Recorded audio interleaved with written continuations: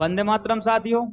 आप सभी का कर्तव्य आयुष स्टडी में स्वागत है। कैसे हैं आप लोग? उम्मीद करते हैं बेहतर, स्वस्थ और खुश होंगे। और कैसी आप लोगों की तैयारी चल रही है एमपीपीएससी प्री 2023 के लिए? दिसंबर में आपका एग्जाम है। कब है आपका एग्जाम? 17 दिसंबर को होने वाला है। तो एकदम आपको तैयारी करनी है बेहतरीन रणनीति के साथ। तो आज हम आपके लिए जो है पहली क्लास लेकर आए हुए हैं मध्य प्रदेश का सामान्य अध्ययन के लिए। जो है इंट्रोडक्शन आज की हमारी क्लास होगी। इसमें हम एमपी के बारे में जानेंगे कि एमपी कहाँ पर है और एमपी की कुछ महत्वपूर्ण घटनाएं। तो ये जो आपकी क्लास होने वाली है बहुत ही महत्वपूर्ण होने वाली है, क्योंकि यहाँ से कहीं ना कहीं आपको कुछ प्रश्न देखने को मिलेंगे। यहाँ से 1 से 2 प्रश्न हर एग्जाम में आते ही आते हैं और आज की क्लास इसलिए बहुत इंपॉर्टेंट होने वाली है। तो आइए चलिए अपनी क्लास को स्टार्ट करते हैं और देखते हैं। तो देखिए ये जो हमने आपके सामने एक ब्लैंक मैप लगा रखा है, तो इसमें देखते हैं कि पहले भारत में जो है मध्य प्रदेश किस भाग में स्थित है। तो पहले हम इसकी स्थिति को जानेंगे कि मध्य प्रदेश भारत के नक्शे पर कहाँ पर है। तो आइए जानते हैं, देखते हैं कहाँ पर है, कहाँ पर होना चाहिए मध्य प्रदेश को। ये देखिए ये आपका मध्य प्रदेश है। ये क्या है? मध्य प्रदेश का नक्शा है। और ये कहाँ पर स्थित है? भारत में मध्य भाग में स्थित है, यानी भारत के बीचों बीच स्थित है, इसीलिए इसका क्या नाम पड़ा है? मध्य प्रदेश।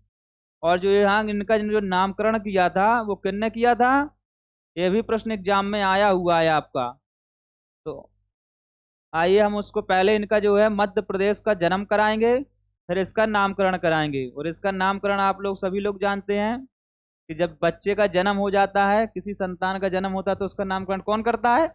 पंडित जी आएंगे। तो पंडित जी से आपको ट्रिक से याद रखना है कि इनका नामकरण किसने किया था। तो ये देखिए जो मध्य प्रदेश है, मध्य प्रदेश भारत के मध्य भाग में स्थित है। इसका जन्म कब हुआ था, यानी इसकी स्थापना कब हुई थी? स्थापना कब हुई थी आपकी? तो ये हुई थी 1 नवंबर 1956 में। ये आपको डेट याद रखनी है। ये डेट आपके लिए बहुत महत्वपूर्ण होने वाली है, क्योंकि ये जो डेट है ये कई बार एग्जामों में पूछी गई है कि मध्य प्रदेश का गठन या मध्य प्रदेश की स्थापना कब हुई थी। तो 1 नवंबर 1956 को। तो अब इनका 1 नवंबर 1956 को आपने जन्म करा दिया किसका? मध्य प्रदेश का। तो अब इनका नामकरण, भाई इनका नामकरण भी होगा। तो नामकरण इनने किसने ये नाम दिया था? मध्य प्रदेश। क्योंकि अंग्रेजों के टाइम में तो मध्य प्रदेश के भाग को कुछ और नाम से जाना जाता था, तो इसमें कई भागों को सम्मिलित करके मध्य प्रदेश बनाया गया था। कब बना था? 1956 में। तो इनका इसका जो नामकरण किया था मध्य प्रदेश का, जो नामकरण किया था, आप सभी को पता है कि नामकरण किया था जो हमारे जो प्रदेश के प्रथम प्रधानमंत्री श्री पंडित जवाहरलाल नेहरू जी ने किया था। इसका नामकरण किसने दिया था मध्य प्रदेश? तो हमारे प्रथम प्रधानमंत्री पंडित जवाहरलाल नेहरू जी ने जो है इसका नामकरण किया था। ठीक है। तो यहां से आपके 2 प्रश्न के आपको जवाब मिल गए। पहला है आपका क्या है कि मध्य प्रदेश का गठन कब हुआ था? तो 1956 में हुआ था। और दूसरा, किसका नाम किसने दिया था इसको मध्य प्रदेश? तो किसने नाम दिया था इसका? जवाहरलाल नेहरू ने।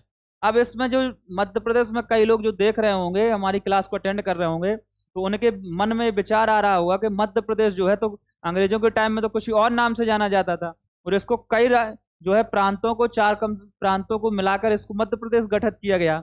तो यहाँ हम आपको बता दें कि जब हम हिस्ट्री वाली क्लास कर डिस्कस करेंगे, वहां पर हम जो है या राज्यों का मध्य प्रदेश पुनर्गठन पढ़ेंगे, तो वहां पे हम आपको दिखाएंगे कि जो है अंग्रेजों के टाइम से लेके वर्तमान तक जो भी जितने भी जिलों का निर्माण किया गया है उनको हम सभी को पढ़ेंगे। तो किस में पढ़ेंगे? राज्य मध्य प्रदेश पुनर्गठन में पढ़ेंगे। ठीक है। तो यहाँ आपको उसको नहीं जानना है, बस आपको ये जानना है कि मध्य प्रदेश का गठन कब हुआ था? 1956 में। तो इसका नामकरण किसने किया था? पंडित जवाहरलाल नेहरू जी ने। अब ये आता है कि मध्य प्रदेश जो है, एक नेक्स्ट इससे सवाल बनता है कि मध्य प्रदेश क्या किसी देश के साथ अंतरराष्ट्रीय सीमा साझा करता है या किसी के साथ तटीय सीमा साझा करता है? तटीय सीमा का मतलब होता है कि समुद्रों से सीमा साझा करना है, यानी जो हमारे जो दक्षिणीय जो राज्य है, जैसे आपका गुजरात हो गया, आपका ये क्या है महाराष्ट्र हो गया, ये आपका क्या है, कर्नाटक हो गया, केरल हो गया, तमिलनाडु, आंध्र प्रदेश, ये क्या है आपके तटीय राज्य हैं। तो क्या है आपको दिख रहा है मैप में कि मध्य प्रदेश किसी सागर के साथ अपनी सीमा साझा करता है? तो मध्य प्रदेश क्या है, किसी के साथ सीमा साझा तटीय क्षेत्र में नहीं करता है। और ये आपके एग्जाम में प्रश्न आया हुआ है कि मध्य प्रदेश निम्नलिखित में से कौन सा है कि किसके साथ अपनी सीमा साझा करता है, कि समुद्र के साथ करता है या नहीं करता है। तो मध्य प्रदेश किसी भी के राज्य तटीय सीमा साझा नहीं करता है, इसलिए इसको क्या नाम देते हैं, लैंड लॉकेट बोलते हैं, इसको भू आवेष्टित राज्य बोलते हैं। क्या बोलते हैं आप इसे, भू आवेष्टित या लैंड लॉकेट राज्य बोलते हैं।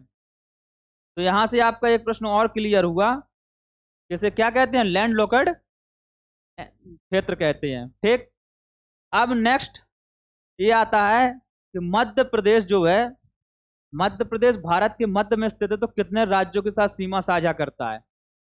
ये ये भी प्रश्न आते हैं कि उत्तर में किसके साथ सीमा साझा करता है, पश्चिम में, पूरब में और दक्षिण में। तो हमको मध्य प्रदेश के पड़ोसी राज्य देखने हैं। तो मध्य प्रदेश के पड़ोसी राज्य कितने हैं, मध्य प्रदेश के एक प्रश्न आता है कि मध्य प्रदेश के पड़ोस, मध्य प्रदेश जो है कितने राज्यों के साथ सीमा साझा करता है। मध्य प्रदेश 5 राज्यों के साथ अपनी जो है सीमा साझा करता है।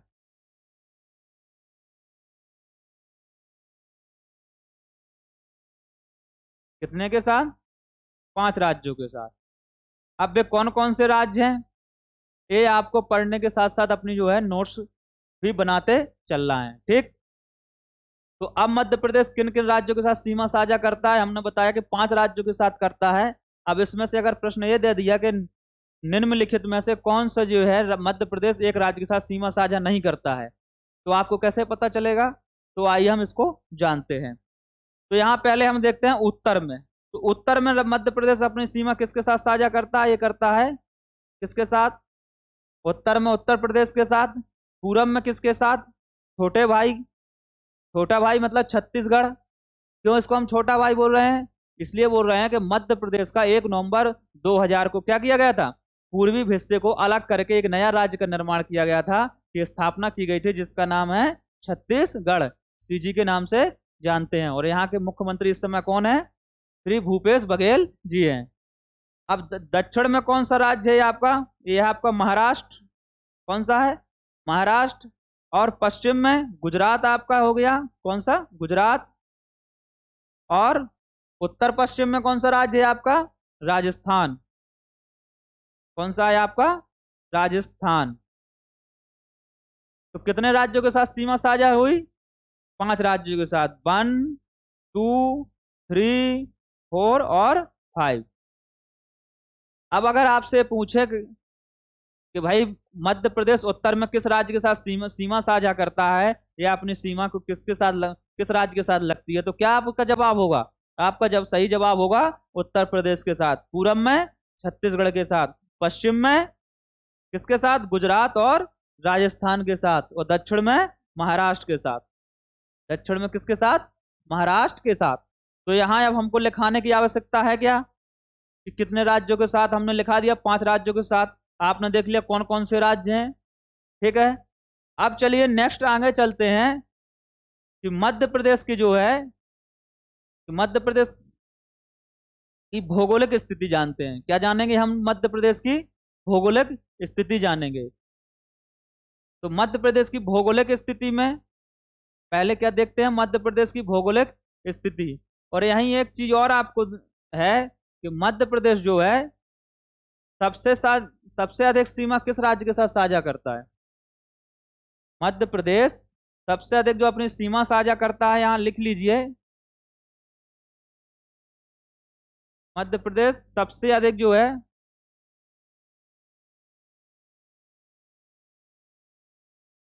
सबसे अधिक जो सीमा है, सीमा साझा करता है, वो करता है किसके साथ, राजस्थान के साथ। अब यहाँ पे कुछ लोग बोल रहे होंगे कि राजस्थान के साथ नहीं है, किसके साथ है, एम किसके साथ, उत्तर प्रदेश के साथ सीमा साझा करता है। तो मध्य प्रदेश की जो सरकारी पुस्तक है हिंदी ग्रंथ अकादमी, कौन सी, हिंदी ग्रंथ अकादमी के अनुसार जो है, हिंदी ग्रंथ अकादमी, अकादमी की जो पुस्तक है, सरकारी पुस्तक, कौन सी? सरकारी पुस्तक, उसके अनुसार जो है सब मध्य प्रदेश सबसे अधिक सीमा साझा करता है राजस्थान के साथ, और कुछ बुक्स में दिया हुआ है उत्तर प्रदेश। तो हम सरकारी बुक को यहाँ रेफरेंस लेके मान के चल रहे हैं, ठीक है। अब नेक्स्ट ये सवाल आता है, नेक्स्ट आता है कि तो सबसे अधिक अगर राजस्थान के साथ सीमा साझा कर रहा है, तो सबसे कम किसके साथ सीमा साझा करेगा? तो सबसे कम जो है, सबसे कम कम सीमा जो साझा करता है एमपी, वो किसके साथ करता है? वो आपका करता है किसके साथ? गुजरात के साथ। किसके साथ? मध्य प्रदेश सबसे कम सीमा साझा करता है गुजरात के साथ। वहीं यानी अगर देखा जाए तो ओवरऑल पश्चिम में ही दोनों राज्य हैं कि सबसे अधिक राजस्थान के साथ, सबसे कम गुजरात के साथ। अगर राजस्थान आपका ऑप्शन नहीं रहता है तो आपको लगाना है क्या? उत्तर प्रदेश। और अगर यही पूछ ले कि राजनीतिक सीमा सबसे अधिक किसके साथ साझा करता है, राजनीतिक में क्योंकि एमपी के सबसे अधिक जिले जो हैं उत्तर प्रदेश का सीमा साझा करते हैं, तो राजनीतिक परिप्रेक्ष्य में अगर पूछे तो आपको क्वेश्चन को जो है वो काफी ध्यान से पढ़ना है। राजनीतिक रूप, राजनीतिक सीमा पूछे, राजनीतिक सीमा सबसे अधिक, तो सबसे अधिक राजनीतिक सीमा जो है वो है आपकी उत्तर प्रदेश के साथ। किसके साथ? उत्तर प्रदेश के साथ। ठीक है, क्लियर यहां तक? कोई दिक्कत, कोई समस्या? चलिए नेक्स्ट आगे चलते हैं। अब देखते हैं कि मध्य प्रदेश की भौगोलिक स्थिति देखते हैं। क्या देखते हैं? भौगोलिक स्थिति। ये भी आपका प्रश्न आता है कि मध्य प्रदेश का भौगोलिक विस्तार बताइए, तो हम यहाँ क्या देखेंगे? भौगोलिक विस्तार। अब इस भौगोलिक विस्तार में हम कुछ वर्ड लिखेंगे, शब्द लिखेंगे। भौगोलिक विस्तार भी बोल देते हैं या इसको स्थिति भी बोल देते हैं, ठीक है। अब इसमें हम कुछ शब्द लिखेंगे, तो वो जो शब्द होंगे वो जो नई तैयारी करने वाले बच्चे हैं, जिनने 12th पास की है या जो कंपटीशन की फील्ड में गए हैं, एमपीपीएससी की तैयारी कर रहे हैं या एमपीएसआई या अन्य गवर्नमेंट एग्जाम की तैयारी करने प्रारंभ किए, तो उनको थोड़ा सा जो वर्ड लिखने जा रहे हैं उसमें दिक्कत होगी पहचानने। तो चिंता मत करिए, हम उन वर्डों को सबको समझा देंगे, क्योंकि इसमें कुछ ऐसे शब्द आएंगे तो उनको समझा देंगे, जो ऑलरेडी तैयारी कर रहे हैं उनको पता होगा। तो मध्य प्रदेश का भौगोलिक विस्तार क्या है? मध्य प्रदेश का जो आपका भौगोलिक विस्तार है वो क्या है?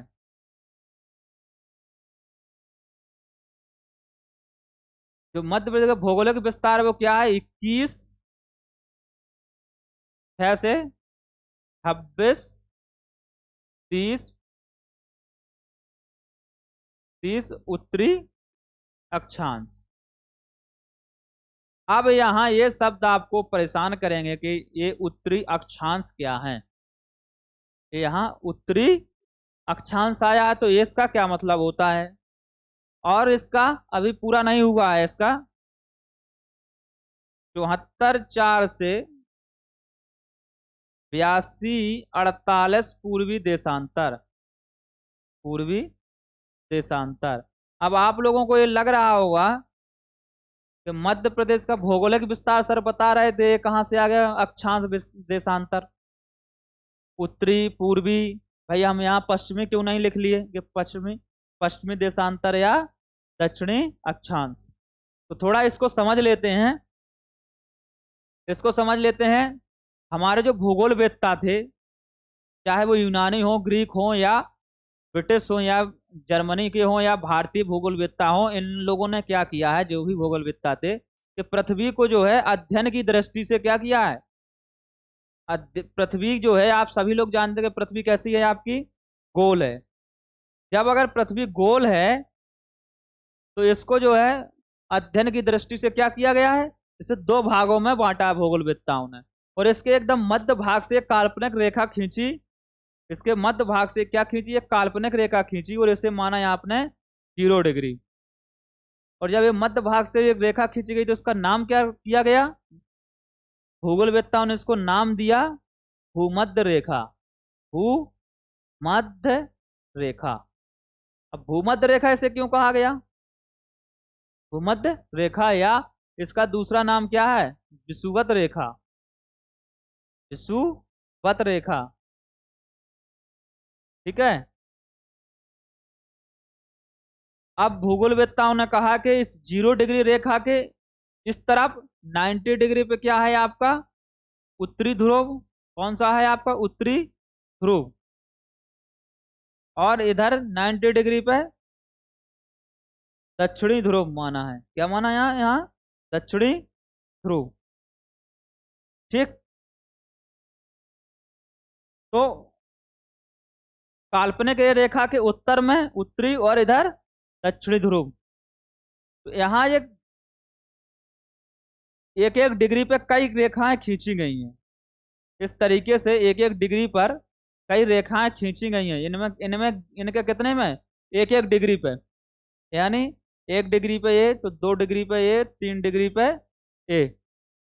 इसी प्रकार से दक्षिण भाग में खींची गई रेखाएं हैं क्या? इसी प्रकार से दक्षिण में है, एक एक डिग्री पर। कितने पर? एक एक डिग्री पर 90 डिग्री तक जाती हैं। तो 23.5 डिग्री, 23.5 डिग्री रेखा को क्या कहा गया? कर्क रेखा। क्या कहा गया? 23.5 डिग्री रेखा को कर्क रेखा, ही हमेशा उत्तर में होती है। तो 23.5 डिग्री को मकर रेखा कहा गया है, मकर रेखा। और ये क्या होती है? हमेशा दक्षिण में होती है। कहाँ पर होती है हमेशा? ये हमेशा दक्षिण में होती है, ठीक है। तो जो ये रेखाएं आप विषुवत रेखा के समानांतर खींची गई रेखा हैं, इनको क्या नाम दिया गया है? भूगोलवेत्ताओं ने इसको नाम दिया है अक्षांश। क्या नाम दिया है? अक्षांश नाम दिया है इनको। इनको अक्षांश नाम दिया है। अब देशांतर क्या है? तो इसी में देशांतर देख लीजिए आप। देशांतर रेखा क्या है कि भूगोलवेत्ताओं ने अभी जो है क्षैतिज दिशा में एक काल्पनिक रेखा मानी थी। अब उनने मानी थी इसको क्या है कि मध्य से उत्तर से दक्षिण की ओर एक काल्पनिक खींची गई रेखा को, जो इसको भी क्या माना? 0 डिग्री माना। इसको भी 0 डिग्री रेखा माना है। अब इसके जो उत्तर में इसके इधर क्या होता है? इधर पूर्वी भाग है, इधर पूर्व और इधर पश्चिम। क्या है? इधर पश्चिम माना गया है। यानी जो 0 डिग्री की रेखा है, जिसे उत्तर से दक्षिणी ध्रुव में खींचा गया है, इसके इधर पूरब और इधर पश्चिम माना गया, ठीक। तो जब इस रेखा के समानांतर कुछ रेखाएं खींची जाएंगी, या इसके ये समानांतर जो रेखाएं खींची जा रही हैं आपकी, ये समांतर रेखा खींची जा रही हैं, ये वाली ये रेखाएं, इनको ये भी एक एक डिग्री पर खींची जाती हैं। क्या है? 1 डिग्री। यहाँ ये 2 डिग्री। क्या है? 1 डिग्री, 2 डिग्री पर ये भी खींची जाती हैं। तो इन रेखाओं को क्या कहा गया? इनको कहा जाता है देशांतर। आई होप कि आप लोगों को ये चीज समझ में आ रही होगी। हमारी क्लास ही क्या है, 0 से हाई लेवल वाली क्लासें रहेंगी यहाँ पे आपको। सबकी सब आपको करतब है इस स्टडी पे जो है सारी क्लासें क्या है आपको 0 से एडवांस लेवल पे मिलेंगी। और यहाँ पर आपको जो है, मैं आपको जानकारी के लिए बता दूं कि यहाँ पर आपको जो है एमपी जीके की क्लास, पॉलिटी की क्लास, हिस्ट्री की क्लास, करंट अफेयर्स की क्लासें अवेलेबल कराई जाएंगी, जो कि आपकी तैयारी को बेहतर और बेहतर कर सके। तो ठीक है, तो आपको बस हमसे कुछ नहीं करना है, ये आपको यूट्यूब पे ऑनलाइन बिल्कुल एकदम फ्री ऑफ कॉस्ट मिलेंगी। बस आपको क्या करना है कि हमसे बस जुड़ने का आपको काम करना है। बाकी आपका बस क्लास को अटेंड करना है, बाकी सब काम हमारे ऊपर छोड़ दीजिए, ठीक। तो तो आपको ये देशांतर अक्षांश समझ में आए। अब इसी में हम देख लेते हैं कि अगर भारत की स्थिति है कहाँ पर है, तो यहाँ पर हम थोड़ा सा समझते हैं भारत की स्थिति को, ठीक। तो मान के चलिए ये जो 0 डिग्री देशांतर रेखा क्या, तो ये 0 डिग्री भूमध्य रेखा या विषुवत रेखा है, इसके उत्तर में भारत है। भारत कहाँ पे है? यहाँ आप इसको भारत को मान लीजिए कि भारत की स्थिति है। क्या भारत की स्थिति ए है? तो अब ये बताइए, यहां मैंने क्या लिखा था कि मध्य प्रदेश जो है उत्तरी अक्षांश, तो ये क्या है, यहां से जो इधर गया तो उत्तरी यूज करेंगे, अगर इधर होता तो दक्षिणी। और इस डिग्री के इस रेखा के इधर क्या है? पूरब में। तो मैंने देश पूर्वी देशांतर यूज किया है। क्लियर, समझ गए? ये 0 डिग्री रेखा के इधर है और विषुवत रेखा के उत्तर में, इसलिए यहाँ हम लोग उत्तरी अक्षांश और पूर्वी देशांतर का शब्दों का यूज करते हैं। आई होप कि आप लोग समझ गए होंगे। ठीक है, देशांतर और अक्षांश। चलिए अब हम चलते हैं अपने पीछे की क्लास पे, और ये देखिए मैंने वही लिखा है। ये भी आपका भौगोलिक विस्तार एमपी का कई बार पूछा हुआ है, इसको आप लोग कृपया करके याद रखिए। नोट्स में लिख रहे हूँ, आप साथ साथ नोट्स बनाते जाइए और लिखते जाइए। अब अपना ये तो इसको थोड़ा समझते हैं कि 21, 6 और 26, 30 से क्या लिखा हुआ है। तो ये आपके जो 26 लिखा हुआ है, ये क्या है? आपका अक्षांश की बात कर रहा है। किस शब्द की बात कर रहा है? यहाँ पर अक्षांश की बात कर रहा है। और ये 30 लिखे, इसका मतलब होता है मिनट। क्या होता है? इसका मतलब होता है मिनट। यानी अगर आप देखें, मान के चलिए यहाँ थोड़ा आइए यहाँ समझते हैं कि मान के चलिए आप ये कोई स्थान है, यहाँ आप क्या है? खड़े हैं। क्या है? आप यहाँ खड़े हैं। ठीक, अब यहाँ खड़े हैं और कोई स्थान यहाँ पर आपको जाना है, और आप खड़े हैं कितने? 0 डिग्री पर। यहाँ से आप चलेंगे, तो चलते चलते हम कहा कि इसकी स्थिति क्या है? इसकी स्थिति ये है कि 26, 30 है। यानी आप यहाँ से यहाँ तक जो यात्रा तय करेंगे, इतनी यात्रा, ये 26 डिग्री अक्षांश कर लेंगे। और जब 30 मिनट और चलेंगे, कितना चलेंगे? यानी आधा डिग्री और या 30 मिनट और चलेंगे, तब जो है आप 30 मिनट और चलने के बाद क्या है? आपको इस स्थान की स्थिति प्राप्त हो जाएगी। ठीक, तो यही जो था आपका ये अक्षांश और देशांतर में ये जो लिखे हुए हैं। यानी अगर आपको चलेंगे कब? क्या 21, 6 जैसे ही आप विषुवत रेखा से उत्तर की ओर चलेंगे, और जब 26, 21 डिग्री अक्षांश आप उत्तर की ओर चलेंगे, और 21 डिग्री के बाद कितना कितना 6 मिनट और चलेंगे, तो आपको क्या है? मध्य प्रदेश मिल जाएगा। यानी महाराष्ट्र से आप कहाँ एंटर कर जाएंगे? मध्य प्रदेश में एंटर करेंगे। और ये दूरी कब तक चलती रहेगी? आप यहाँ से ऐसे चलते जाएंगे, तो आप जब 26, 30, 26 अक्षांश और 30 मिनट चलेंगे, तो वहां तक आपको एमपी का यहाँ तक बॉर्डर मिलेगा। तो इसके बाद आप बाहर जाएंगे तो आप इंटर कर जाएंगे किसमें? उत्तर प्रदेश में, यानी यूपी में आप इंटर कर जाएंगे। ठीक, ये है आपका उत्तरी अक्षांश। और देशांतर का मतलब होता है ऐसे क्षैतिज। क्षैतिज, आप पूरब से पश्चिम में कितना है इसका विस्तार? 74, 4 से 82, 48 पूर्वी देशांतर। ठीक है, ये समझ में आया है आपको भौगोलिक स्थिति? ठीक, चलिए अब नेक्स्ट हमने इस भौगोलिक स्थिति को समझ लिया है। अब आप प्रश्न आते हैं आपके, क्या आते हैं? कि मध्य प्रदेश से, यहां से आपसे प्रश्न बनते हैं कि मध्य प्रदेश का सबसे उत्तरी जिला, दक्षिणी जिला, पूर्वी जिला और पश्चिमी जिला कौन सा है? यहाँ से आपके प्रश्न बनते हैं। एमपीपीएससी ने यहाँ से कई बार प्रश्न पूछे हैं, एमपीएसआई में भी यहाँ से प्रश्न आए हुए हैं। तो आपको ध्यान से देखना है और मैप के माध्यम से देखना है। तो मैप के माध्यम से देखना है, तो सबसे आपका जो है, आप पहले देखिए मैप में, अगर आप देखेंगे तो आपको स्पष्ट जो है चीजें समझ में आ जाएंगी कि सबसे उत्तरी जिला कौन सा है आपका, और दक्षिणी जिला कौन सा है, पश्चिमी और पूर्वी जिले आपको आराम से मिल जाएंगे। यहाँ से हमको दो चीज पढ़नी है, एक तो हम उत्तरी, पूर्वी, पश्चिमी, दक्षिणी जिलों को पढ़ेंगे, और दो राज्यों के साथ सीमा साझा करने वाले राज्य को, जिले को पढ़ेंगे। क्योंकि एक ऐसा हर ऐसे 4 जिले हैं, ऐसे हैं 5 कि जो है 2 राज्यों के साथ अपनी सीमा साझा करते हैं, यानी 2 राज्यों की सीमा पर वो राज्य जिला स्थित है। तो आइए देखते हैं।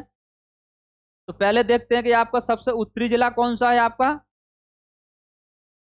सबसे उत्तरी जिला कौन सा है आपका? सबसे उत्तरी जिला आपका जो है वो कौन सा है?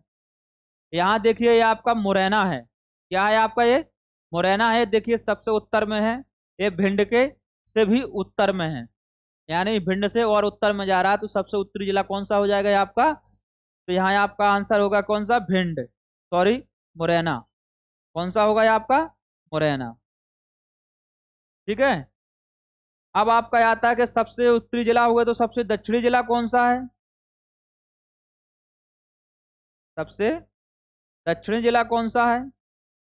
तो मैप में देखिए कौन सा जिला होना चाहिए सबसे दक्षिणी जिला? कौन सा होना चाहिए? ये देखिए आपका ये बालाघाट और बुरहानपुर। अब इनमें कंफ्यूजन हो गई आपको, तो कौन सा होना चाहिए? ये देखिए अगर आप देखेंगे तो जो है, देखेंगे तो क्या है, बुरहानपुर बालाघाट के अधिक दक्षिण में है, तो सबसे दक्षिणी जिला बुरहानपुर है। कौन सा है? बुरहानपुर। और बुरहानपुर एक चीज के लिए बहुत प्रसिद्ध है। ताजमहल देखे हैं आप लोग? देखे होंगे, सब लोग जानते होंगे। ये भी जानते होंगे किसकी याद में बनवाया गया था। ये भले ना जानते होंगे किसने बनवाया था। तो जो मुमताज की अस्थियां थी वो पहले जो आगरा के ताजमहल में है, वो उससे पहले कहाँ पर रखी गई थी? बुरहानपुर में रखी गई थी। और एक एग्जाम में आया हुआ प्रश्न है, इसलिए हम आपसे यहाँ से डिस्कस कर रहे हैं। तो सबसे दक्षिणी जिला कौन सा है? बुरहानपुर। ठीक। अब प्रश्न बनता है कि सबसे उत्तरी जिला आपका कौन सा है? सॉरी, सबसे पूर्वी जिला। सबसे पूर्वी जिला कौन सा है? सबसे पूर्वी जिला, जो सबसे पूर्वी जिला है आपका है वो कौन सा है? बताइए। वो है आपका सबसे पूर्वी जिला है, तो है सिंगरौली। कौन सा है आपका? ए वाला जो जिला है, ए वाला, ये क्या है आपका? सिंगरौली है। तो सिंगरौली जो है हम दो संदर्भ में पढ़ेंगे कि सबसे पूर्वी जिला सिंगरौली है। और सिंगरौली को ही मध्य प्रदेश की ऊर्जा की राजधानी कहा जाता है। क्या है? सिंगरौली को मध्य प्रदेश की ऊर्जा की राजधानी भी कहा जाता है। और सिंगरौली जो है दो राज्यों की सीमा पर भी स्थित है, यानी उत्तर में उत्तर प्रदेश से और छत्तीसगढ़ से अपनी क्या सीमा को साझा करता है। ठीक।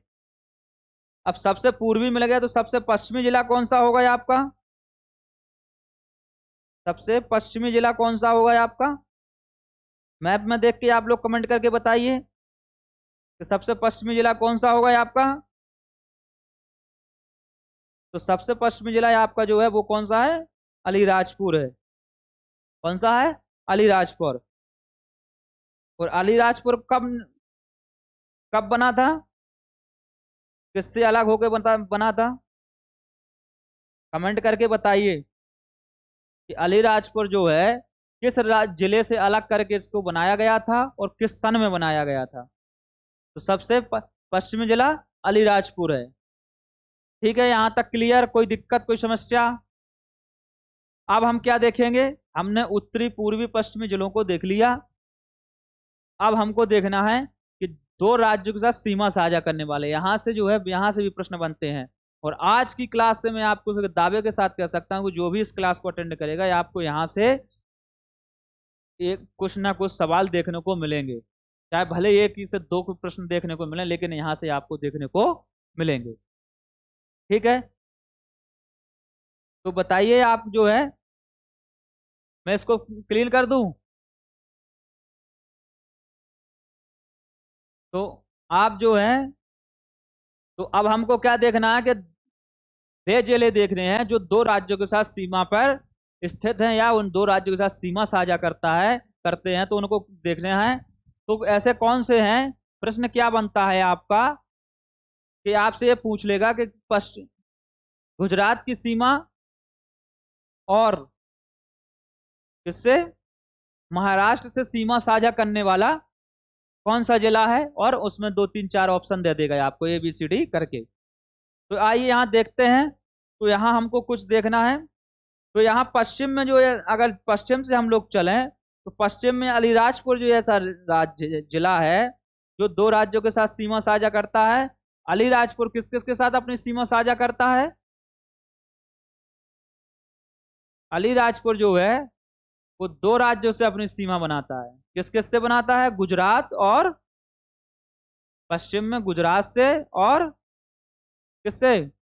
ये क्या है, कौन सा राज्य यहाँ पे? यहाँ पर आपका क्या है? महाराष्ट्र है।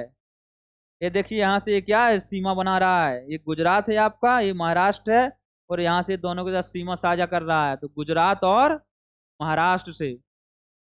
अब यहाँ पर आपको क्या करना है, यहाँ आपको प्रश्न को, सवाल को बहुत ध्यान से पढ़ना है कि पूछ क्या रहा है, और आपको इन जिलों का पोजीशन आपको पता होनी चाहिए। तो आप अनुमानतः भी इसको लगा सकते हैं, सॉल्व कर सकते हैं कि अगर आपको ये पता है कि राज्य जो है कि पश्चिम में अगर गुजरात है तो पश्चिम में हमारा कौन सा जिला है। आपको पता होना चाहिए कि पश्चिम में अलीराजपुर, झाबुआ ये जिले होने चाहिए। और अभी मैं क्या करूंगा, आपको ये जिले एक बार दिखाने के लिए, कराने के लिए कि जो ब्लैंक मैप आता है उसको मैं पूरे को भरवाऊंगा। हम उसको पूरे को भरेंगे तो आपको जो है थोड़ा थोड़ा याद रहेगा कि कौन सा जिला कहाँ पर उसकी स्थिति है। ठीक है। तो अलीराजपुर गुजरात और महाराष्ट्र सीमा साझा करता है, और यहीं पश्चिम में एक एक और इसी का बड़ा भाई है अलीराजपुर का, जिसका नाम है झाबुआ। झाबुआ भी दो राज्यों के साथ सीमा साझा करता है पश्चिम में ही। और ये एमपीपीएससी में प्रश्न पूछा गया था। झाबुआ दो राज्यों से सीमा साझा करता है, कौन कौन से? एक तो आपका गुजरात, और दूसरा किससे? राजस्थान से। किस किस से करता है? ये देखिए यहाँ पर गुजरात से सीमा साझा कर रहा है झाबुआ, और इधर क्या है, ये राजस्थान का एरिया लग गया है। ठीक। अब अब चलते हैं कहाँ पर? पूर्वी दिशा में। तो पूर्वी दिशा में हमने आपको अभी बताया ही था कि एक सिंगरौली पूरब में जो है सारा जिला है। ये देखिए सिंगरौली जो है पूरब में दो राज्यों के साथ सीमा साझा करता है, उत्तर में उत्तर प्रदेश और दक्षिण में छत्तीसगढ़ के साथ सीमा साझा करता है। तो क्या है, सिंगरौली किसके साथ अपनी सीमा साझा करता है? दो राज्यों के साथ। कौन कौन से? कौन कौन से? उत्तर प्रदेश और दूसरा छत्तीसगढ़। किसके साथ सीमा साझा करता है? छत्तीसगढ़। चौथा ऐसा कौन सा है उत्तर में? कौन सा उत्तर में? इधर उत्तर में दो राज्यों के साथ सीमा साझा करता है, तो कौन सा है? एक मुरैना ऐसा राज्य जिला है जो दो राज्यों के साथ सीमा साझा करता है। यहाँ पूर्व में यूपी और पश्चिम में राजस्थान। पश्चिम में राजस्थान। किसमें? पश्चिम में राजस्थान। तो मुरैना जो है आपका, क्या है मुरैना जो आपका है, मुरैना जो आपको किसके साथ सीमा साझा करता है? मुरैना करता है किसके साथ? राजस्थान और राजस्थान और उत्तर प्रदेश। ठीक।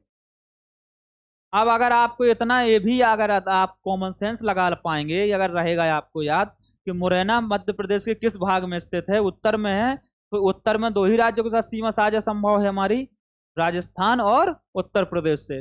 वो पश्चिम में दो राज्य हैं, गुजरात और राजस्थान। वो दक्षिण में एक आपका जो बचता है वो बचता है, एक है बालाघाट। ये बालाघाट कहाँ पे है? ये देखिए, ये आपका बालाघाट। बालाघाट ये है। बालाघाट कहाँ पर है? मध्य प्रदेश के दक्षिण पूर्वी भाग में। दक्षिण पूर्वी भाग में कौन सा राज्य है? कौन सा राज्य है वहाँ? महाराष्ट्र और छत्तीसगढ़। सो इन दोनों के साथ सीमा कौन साझा करता है? छत्तीसगढ़। और महाराष्ट्र के साथ सीमा साझा करता है आपका बालाघाट। यहाँ से ये आपको प्रश्न बनते ही बनते हैं।